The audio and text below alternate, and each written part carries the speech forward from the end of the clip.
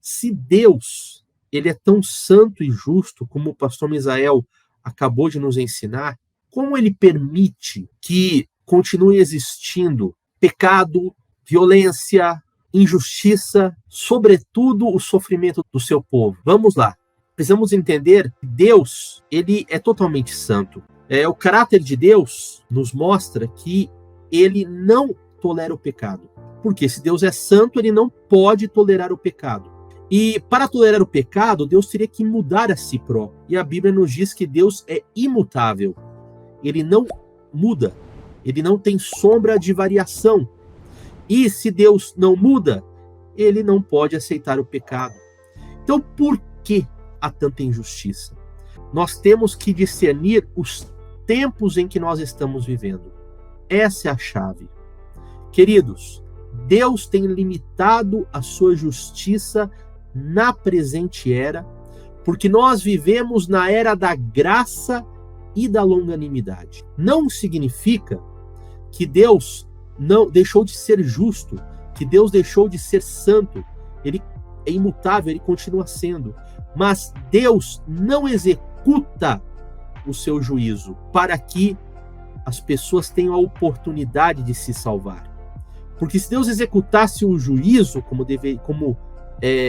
é o seu caráter, ele simplesmente teria que matar o ímpio, matar o pecador e nisso matar todos os seres humanos, porque todos pecaram. Mas Deus, ele refreia isto. Por quê? Porque ele quer que todos sejam salvos. Então, quando você pega textos como 2 Pedro, capítulo 3, verso 9, ou Romanos, capítulo 2, verso 4 a 6, depois vocês peguem aí, meditem, né, no plano de salvação de Deus, você vê que no presente momento, na presente era, Deus, ele tem limitado o seu julgamento para que muitos possam ser salvos. Então, como que Deus vai intervir para tirar toda a injustiça, para exercer a justiça de forma plena, e também, se não for de forma plena, também parcial para alguns e não para outros? Isso ele não pode fazer, porque aí ele estaria sendo, faria acepção de pessoas, e as escrituras vão nos dizer que Deus não faz acepção de pessoas. Então, como que Deus faria essa justiça sem executar o juízo?